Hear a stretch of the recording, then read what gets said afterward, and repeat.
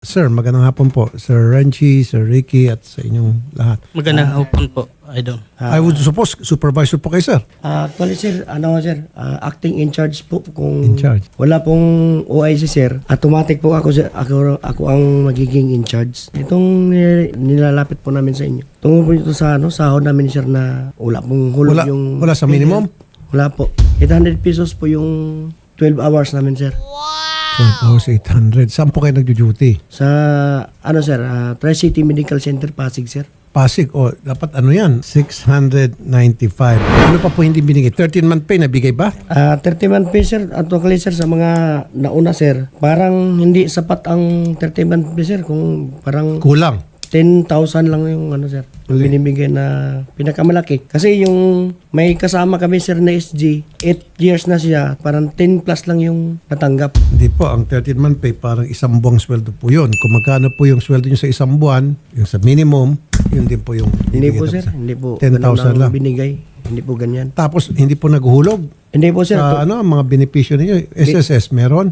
SSS sir, sa isang taon sir, kasi nung pinatawag ako sir ng admin na mag-meeting kami, doon sila pinatawag din ng agency na pinatawag sila na tungkol po sa benefits. Ngayon may pinakita sila sir na papers na parang edited lang sir na piki. piniki nila. Oh, yun ang pinakita nila.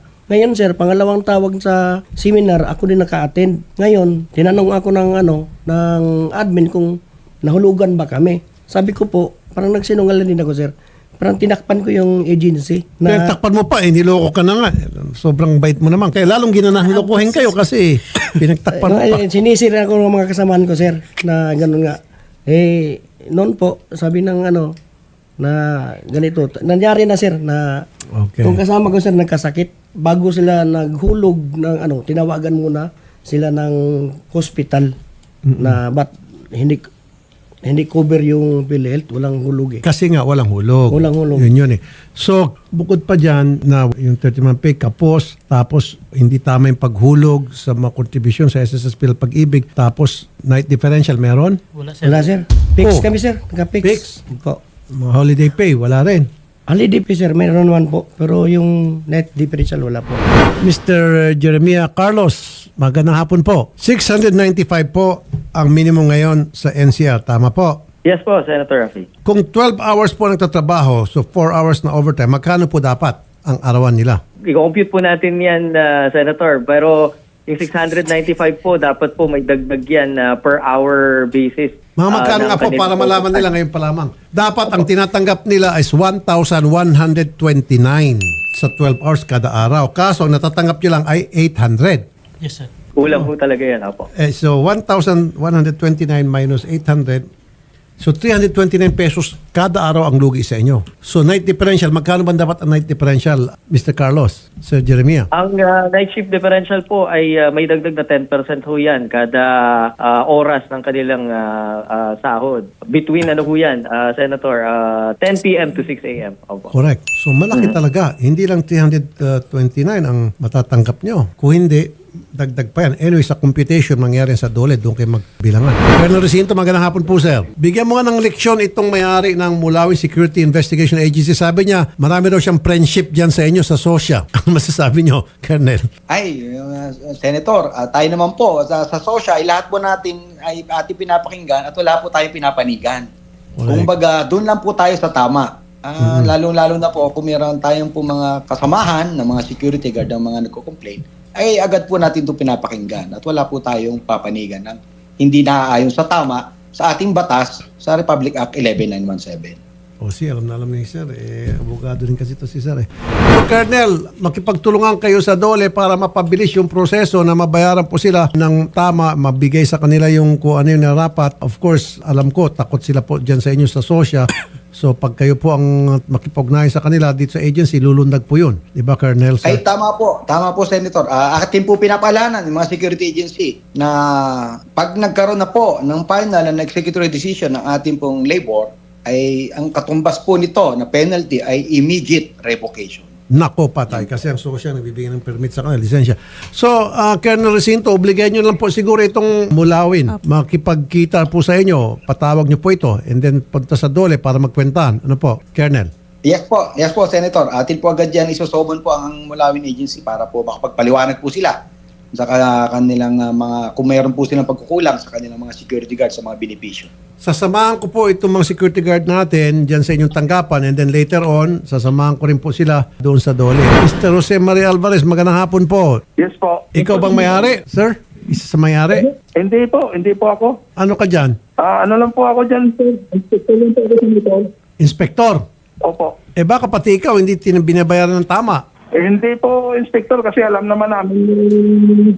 So, alam mo na itong mga security guard ninyo, matagal nang inaapi, dinudugasan, winawalang hiya, binabastos, niloloko, tinatarantado ng Mulawin Agency ninyo. Hindi po, Inspector, hindi namin yan sila binabastos ka dinudugasan kasi alam namin. Okay. Makinig ka, ha? Hindi binabastos, hindi dinudugasan. Ano itong hindi niya binibigay, yung agency niya, hindi binibigay ang tamang sweldo, hindi pa pang dudugas yun?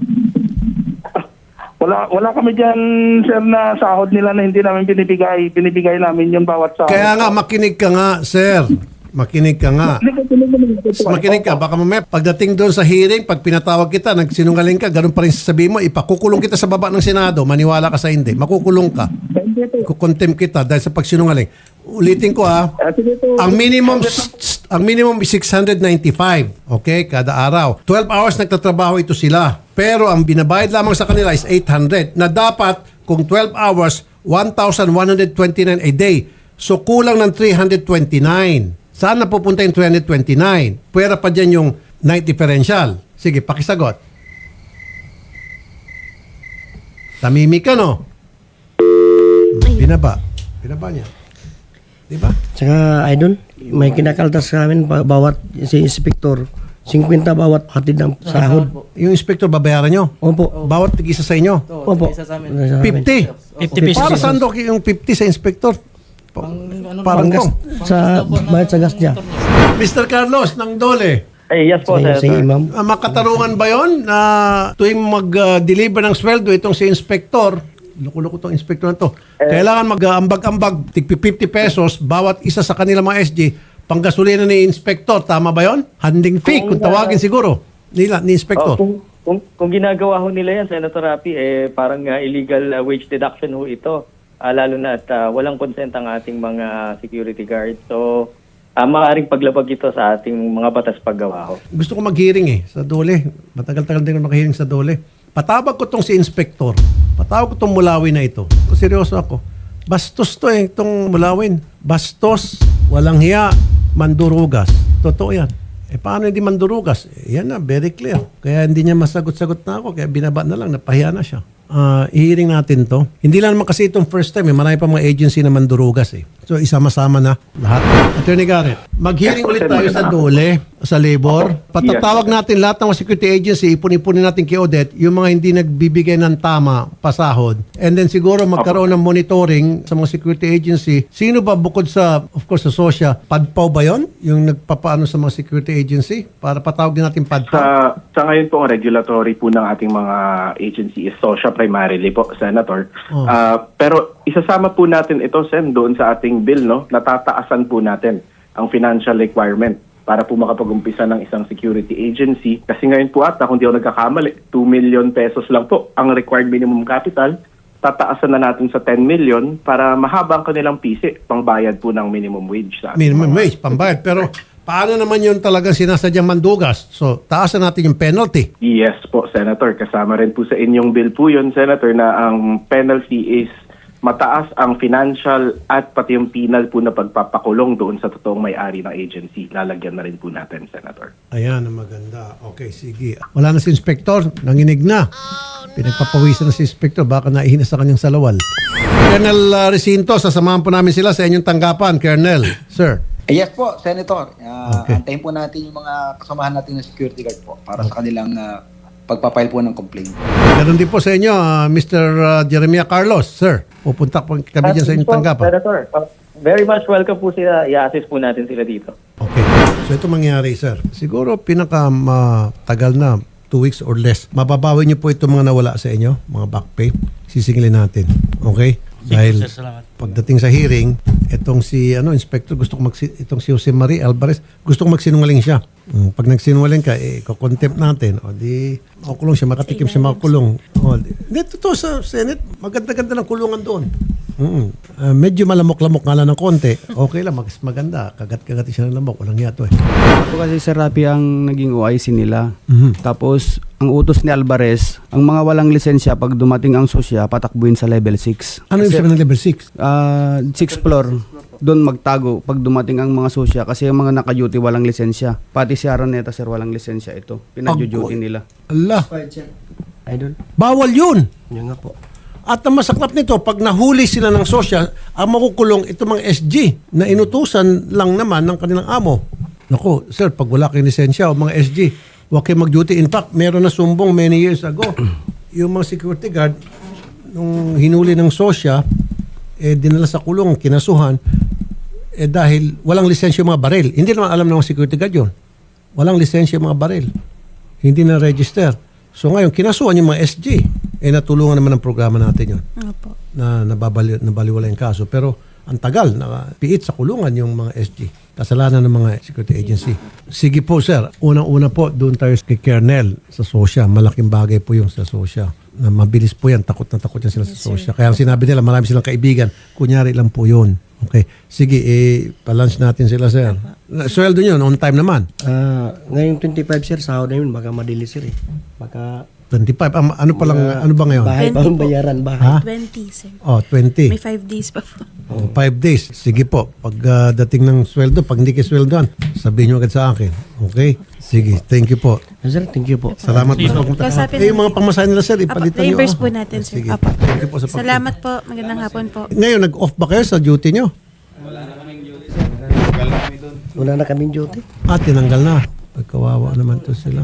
Pinaban kami dun sa hospital. Ilang kayo? Kami na yung reklamo, pinaban po kami dun sa hospital. O sige, bigyan mo tig sa 10,000. Sabi mo kay Shane. Sige po, Sige, sir. Sige po. Bigyan ka ng tig 10,000.